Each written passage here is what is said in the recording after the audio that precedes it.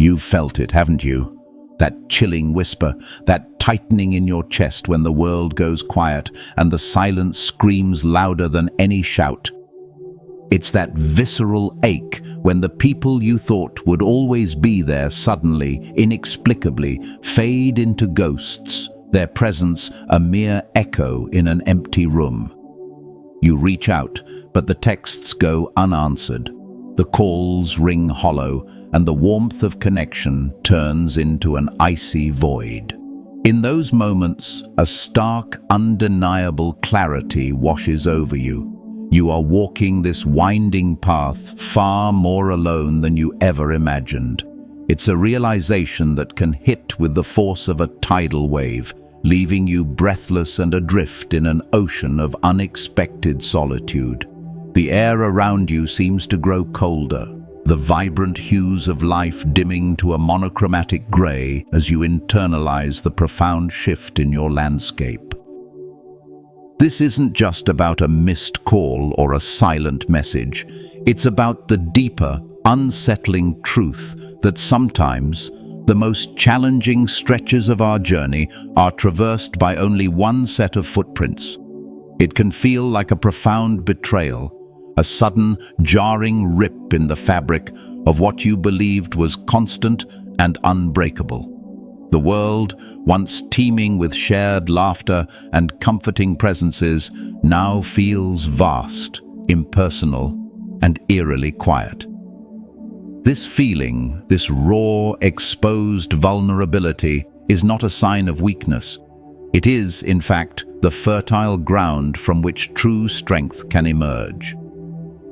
Good. Let it hurt. Let that profound absence, that gnawing emptiness, carve a space within you. Not to shatter your hope, not to extinguish the quiet flame of your faith, but to obliterate the fragile, often self-deceiving illusion that anyone, anywhere, owes you a single, solitary thing. This isn't a call to cynicism, but to a deeper, more resilient understanding of self-reliance. Because, my friends, the precise, pivotal moment you truly grasp deep in your bones that no one is coming to save you, that you are, in essence, your own first and last resort, that is the moment you become utterly, undeniably unstoppable. This is the essence of walking like you don't need anyone. It is not a tragedy. It is not an act of defiance, nor a desperate plea for attention. No, it is the purest, most unadulterated form of power, a quiet, unyielding strength that radiates from within. This understanding, this profound shift in perspective, is a cornerstone of Stoic philosophy. It's the ancient wisdom that teaches us to distinguish between what is within our control and what is not, to embrace what is inevitable, and to cultivate an inner fortress of peace. If you're ready to delve deeper into these timeless principles, to fortify your mind, find profound tranquility, and cultivate a lasting sense of happiness, I invite you to join our growing community. Subscribe to the Stoic Philosophy channel for more videos that illuminate this path to inner strength, profound peace, and enduring happiness. Together, let's unlock the power that comes from truly mastering ourselves, regardless of the storms swirling around us. In a world that constantly bombards us with images of interconnectedness, of overflowing social circles, and the relentless pursuit of external validation, most of us, perhaps unknowingly, build our very identities on the most fragile of foundations, the shifting sands of others' opinions. We are taught, implicitly and explicitly, that our worth is measured by the applause we receive, the likes we accumulate, the number of temporary friendships we can maintain. We shape ourselves like pliable clay on a potter's wheel, endlessly spinning, contorting, and molding to meet the ever-changing, often contradictory, expectations of those around us. We crave that fleeting compliment, that transient validation, that momentary feeling of belonging, mistaking it for something substantial. This relentless pursuit of external approval is an insidious trap. We become chameleons, changing our colors to fit every social landscape, sacrificing authenticity for acceptance. We might find ourselves nodding along to opinions we don't truly hold, laughing at jokes we don't find funny, or pursuing goals that aren't our own, all in a desperate attempt to secure a fleeting sense of approval. We pour our energy, our emotions, and our precious time into constructing this external facade, believing that if we can just be enough for others, we will finally be enough for ourselves.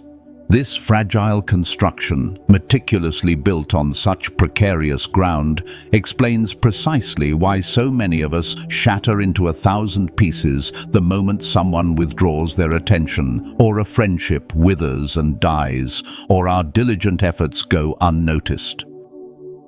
The pain isn't just about the loss of a person, it's the shattering of our perceived self-worth, which we have mistakenly tethered to their presence. Consider the common scenarios. The agonizing wait for a text message that never comes, plunging us into a spiral of self-doubt. The sting of being overlooked in a group, making us question our very existence. The profound disappointment when a loved one leaves, not only causing grief for the relationship, but also eroding our sense of being lovable. These aren't just isolated incidents. They are symptoms of a deeper, systemic problem within our modern psyche. We are conditioned to outsource our sense of security, our happiness, and our definition of success to external forces. We become dependent on the fickle winds of public opinion, the ephemeral warmth of social validation, and the unpredictable actions of others. The profound challenge, then, lies in breaking free from this insidious cycle of dependency. It's about dismantling the belief that your value is something granted by others rather than an inherent truth residing within you. It's about recognizing that trying to please everyone is a sure path to pleasing no one, least of all yourself. This isn't an easy task. It requires a courageous introspection, a willingness to confront the deeply ingrained habits of seeking external reassurance. It means facing the uncomfortable truth that the very structures we've built for emotional safety, our reliance on approval, our fear of abandonment, are precisely what make us most vulnerable. The constant need for validation becomes an invisible chain, binding us to the expectations and whims of others, dictating our emotions, our decisions, and ultimately, our destiny. The problem isn't just that people might leave. The problem is that we've given them the power to take our stability with them. This is the challenge that Stoicism squarely addresses. How to cultivate an unshakable inner citadel, immune to the unpredictable nature of external events and the transient affections of others. The forging of inner strength. This section delves into the profound wisdom of Stoicism, illustrating how the very experiences that seem to diminish us are in fact the crucibles in which true resilience is forged. We'll explore timeless Stoic principles that guide us away from external dependency and towards an unshakable inner citadel, transforming perceived weakness into an unparalleled source of power. Through understanding the mindset of self-reliance, recognizing the transformative nature of adversity, and reclaiming our inherent sovereignty, we begin to walk a path defined not by what we lack, but by the profound strength we cultivate within. This journey is about recognizing that liberation isn't found in what others give us, but in what we refuse to let them take away. The iron will of the Stoic. Consider the towering figure of Marcus Aurelius, the philosopher-emperor. Imagine him, not as a distant historical icon, but as a man burdened by the colossal weight of an empire, surrounded by the ceaseless clamor of war, betrayal, and the omnipresent shadow of death. Picture him in the flickering lamplight of his tent, the weight of 1,000 decisions pressing down, the cries of a distant battlefield echoing in his mind. In those dark, tumultuous hours of command, he wasn't penning desperate pleas for external aid. He wasn't reaching out for comfort, nor was he complaining about the crushing burden on his shoulders, the isolation of leadership, or the unreliability of those around him. Instead, he engaged in an intimate, profound dialogue with himself, captured in what we now know as his meditations. He didn't write, "I hope they help me." He didn't lament, "Why is this burden mine alone?" No. He wrote with an almost brutal honesty, a stark clarity that cuts through centuries of human anxieties. Waste no more time arguing what a good man should be. Be one. Think about the immense power in those few words.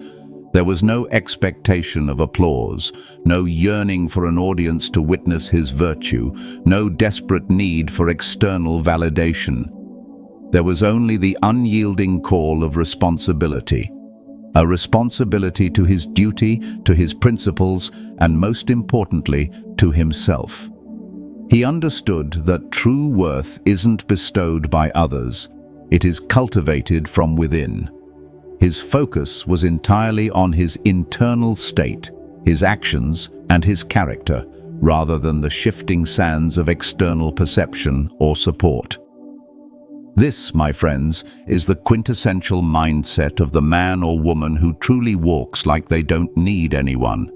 They don't engage in the undignified act of begging for attention, nor do they collapse into despair when they are ignored, overlooked, or even actively dismissed. Why?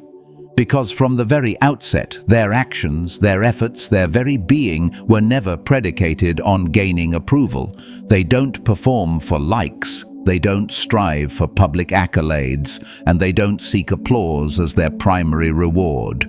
They do it because it is who they are. Their internal compass guides them, pointing towards virtue, integrity, and purpose, regardless of whether anyone else is watching, acknowledging, or even caring. This self-sufficiency isn't coldness, it's clarity. It's the profound understanding that if your motivation is external, your power is borrowed. If your identity is built on the fleeting opinions of others, it will crumble the moment those opinions shift. The Stoic, like Marcus Aurelius, builds their foundation on rock, on their character, their actions, their choices, and their unwavering commitment to living in accordance with reason and virtue. They find their validation not in the transient echo of another's voice, but in the quiet, steady hum of their own integrity. They embody the strength that comes from needing nothing from the outside world to define their worth because they have already defined it definitively within themselves. This is the first step in forging an inner iron will.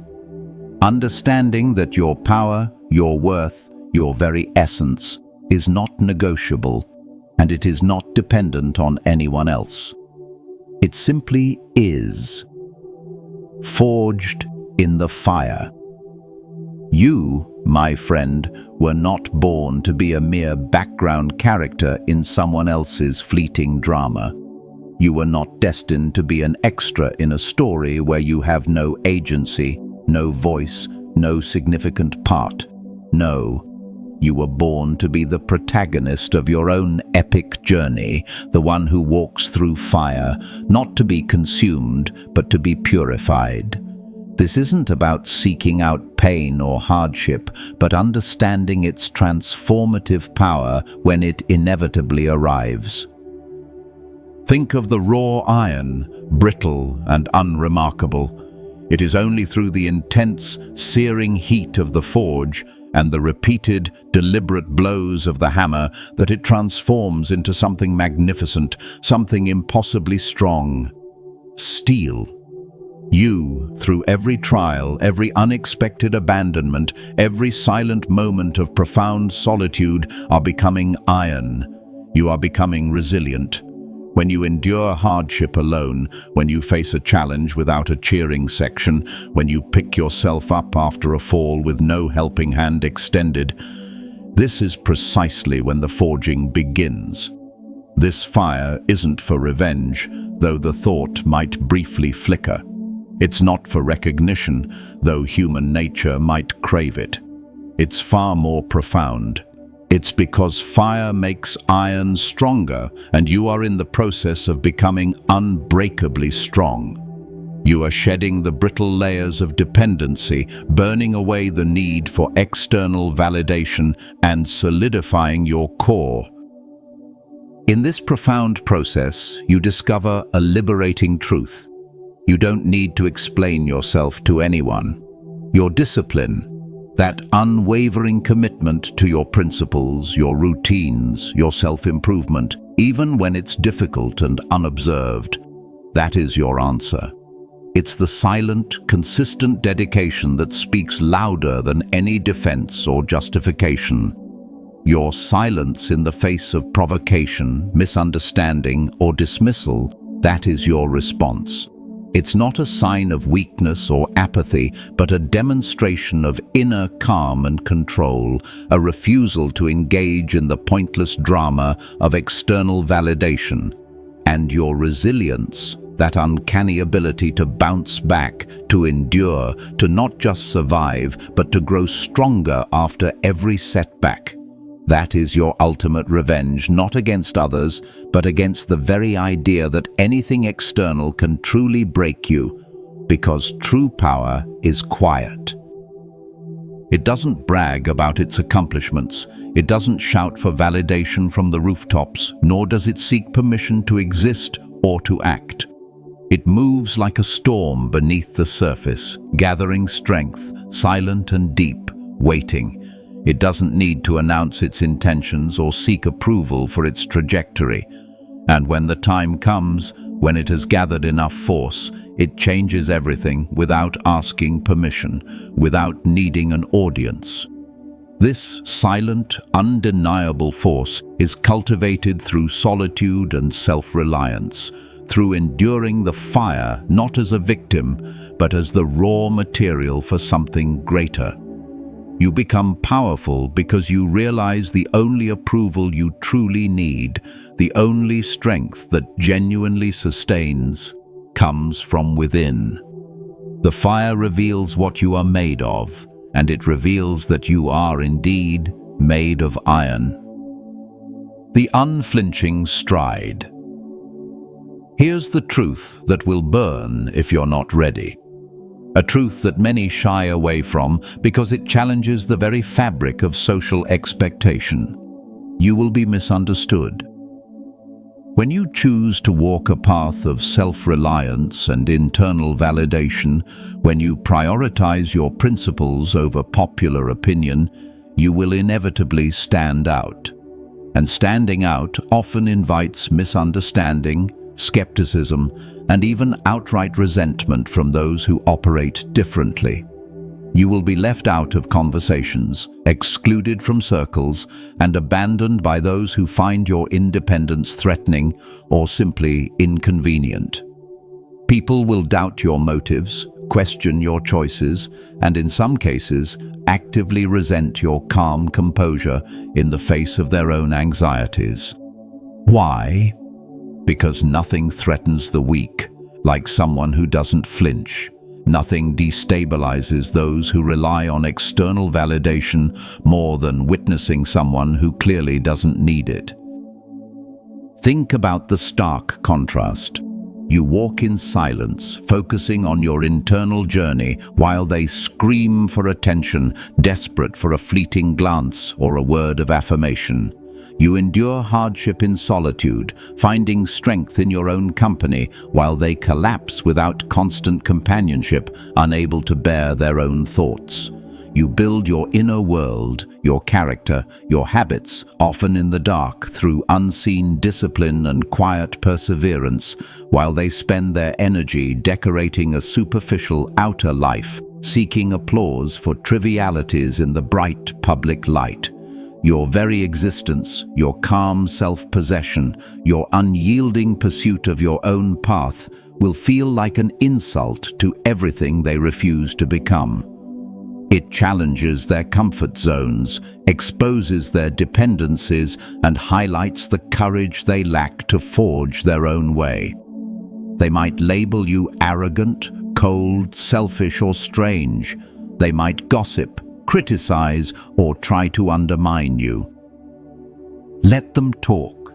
Let them leave. Let them look at you like you're crazy, like you've lost your way, like you're an anomaly in a world that demands conformity. The Stoic philosopher Epictetus offered profound advice on this very point. If you want to improve, be content to be thought foolish and stupid. This isn't an invitation to be intentionally obtuse, but a liberation from the crippling need for external approval. It means you have to let go of needing people to get you, to understand your journey, or to validate your choices. The moment you begin to live for their approval, you are no longer a free agent. You are already a slave to their opinions, their moods, their fleeting judgments. You hand over your inner peace, your sense of self-worth, and your very autonomy. The moment you chase validation, you give away your power, piece by precious piece. The unflinching stride is not about indifference to humanity, but a fierce protection of your inner sovereignty, a recognition that the only opinion that ultimately matters for your well-being is your own, guided by reason and virtue. It's walking on, undisturbed, because your peace is not for rent or subject to the whims of others. Reclaiming your sovereignty. Pull it back. All of it. Every single ounce of energy you've unconsciously wasted, waiting on replies that never came or were not what you hoped for. Every precious second you spent agonizingly overthinking what they meant, dissecting their words, searching for hidden meanings in their silence. Every desperate moment you hoped they'd come back, that they'd suddenly see the light, or that they'd humbly say, "I was wrong. Forget it. Let it go." Release the grip of that past narrative, that yearning for an external resolution. You don't need closure from them. The closure you need comes from within, from your own acceptance of reality. You don't need their confession, their apology, or their acknowledgement of your worth. Their perception of you has absolutely no bearing on your inherent value, and you certainly don't need a witness to your struggles or your triumphs. Your own awareness is enough. The only witness that truly matters is your inner self, the silent observer of your courage and resilience. What you do need is to move. You need to rise. You need to walk with deliberate purpose and unshakable conviction, like you don't need anyone. Because the profound, liberating truth is this: you don't. This isn't a harsh judgment. It's an empowering revelation. Think of the lessons you've learned. Pain taught you the depths of your own capacity to endure. Loneliness didn't break you. It shaped you, refining your inner landscape and revealing the quiet strength you possess when stripped of all external comforts. And discipline, that consistent, often unseen commitment to your highest self, saved you from the chaos of unchecked emotions and external dependency. And now, forged in the crucible of these experiences, you walk with a spine made of unyielding boundaries, clearly defining what you will and will not accept, who you are and who you are not. You walk with a heart that no longer pleads, no longer yearns for validation from external sources, but beats with a steady, self-contained rhythm. This newfound sovereignty is not about becoming cold or detached. It's about becoming unbreakable. It's about understanding that your emotional well-being is your sacred trust, not something to be handed over to the unpredictable whims of others. This act of reclaiming your sovereignty is perhaps the most courageous act of self-love. It's the conscious choice to invest in yourself, to cultivate your inner garden, knowing that true peace and strength blossom from within, nourished by your own deliberate actions and choices, not by the transient sunlight of external approval. You take back every piece of your power that you unknowingly surrendered, and you redirect that immense energy towards building a life that is authentically yours, grounded in your own values, and propelled by your own internal compass. This is the ultimate act of self-liberation, setting yourself free from the invisible chains of needing. The brutal freedom of solitude. But let's be profoundly, unapologetically real. Walking alone, truly embodying that self-sufficient stride, isn't some romanticized, idyllic fantasy. It's not a scene from a heartwarming movie where a sudden, perfect companion appears just when the going gets tough. No, it is, in its rawest form, brutal. It means you will wake up some mornings and there will be no good morning text, no warm message from a friend, no indication that anyone else is even thinking of you. It means you will go to bed some nights with only your own thoughts echoing in the vast, sometimes intimidating chamber of your chest, amplified by the profound quiet. Some nights, the silence won't be peaceful. It will feel louder than 1,000 screams, a cacophony of unspoken fears, unresolved questions, and the stark reality of your own company. This isn't easy. It demands a level of inner fortitude that many shy away from, preferring the comforting, albeit fragile, illusion of constant external support. And yet, it is precisely this brutal, unvarnished path that utterly liberates you. It's in these moments of quiet endurance, when the world demands nothing and offers no external solace, that true freedom blossoms. You become free from the subtle, insidious manipulation that often comes with dependency, the unspoken expectations, the emotional blackmail, the compromises of your values for the sake of maintaining a connection. You become free from chasing ghosts, the phantoms of past relationships, the lingering echoes of what could have been. The relentless pursuit of approval from those who have already moved on or were never truly there. You become free from the exhausting, futile effort of watering dead plants, investing precious energy, hope, and emotion into situations, relationships, or expectations that have long since ceased to be viable or reciprocal. This liberation isn't granted by anyone else. It's earned through the courageous acceptance of your own self-sufficiency, because in this solitude, stripped of external validation and fleeting affections, you arrive at the most potent realization. You don't need anyone else to tell you that you're enough. Your inherent worth is not a status to be conferred, nor a prize to be won through external approval. You are enough, not because you are perfect. Perfection is an illusion. But because you are disciplined, because you consistently choose to align your actions with your principles, to cultivate your character, and to work on yourself even when no one is watching.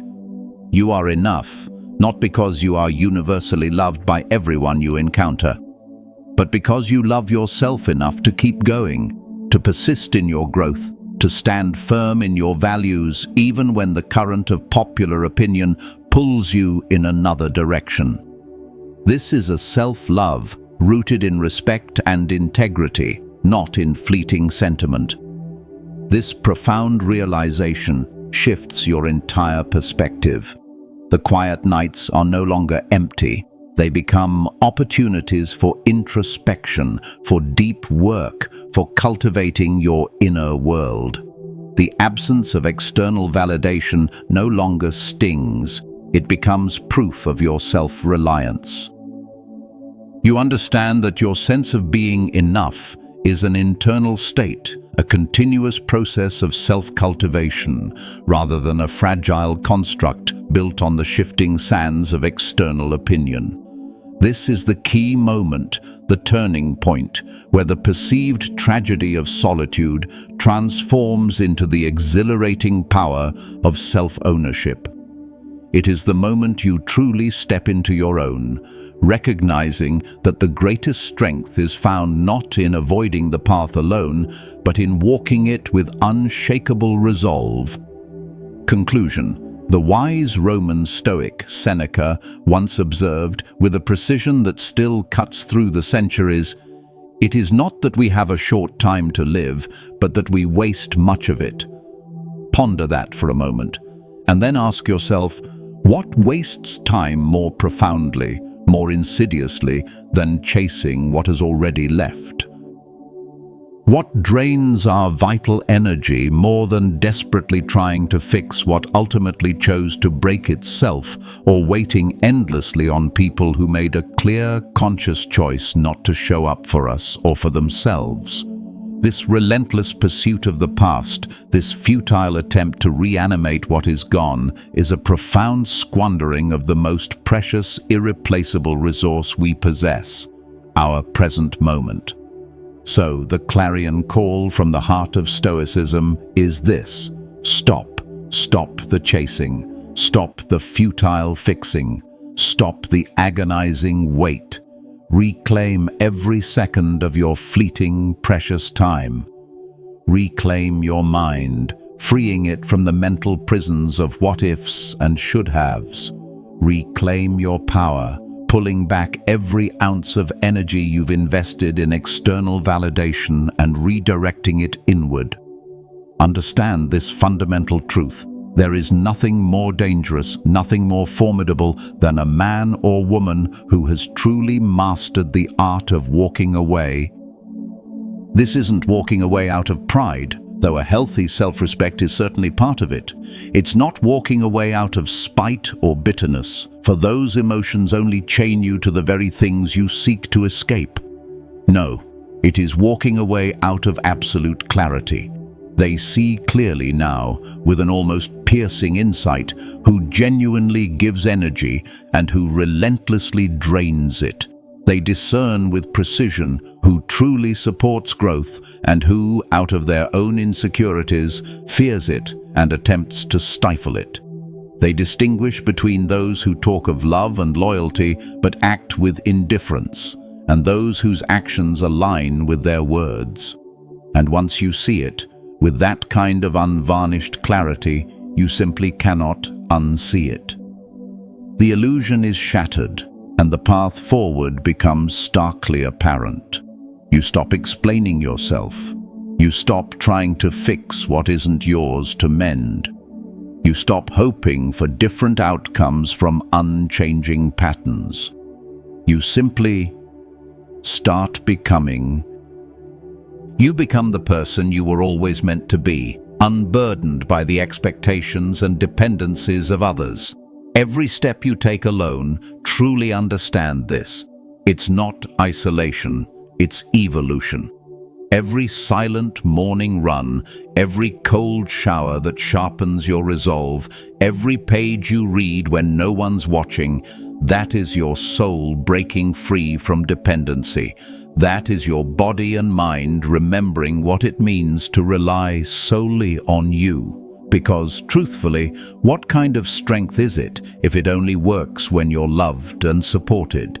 What kind of mindset collapses at the first sound of rejection? What kind of power needs permission to simply be?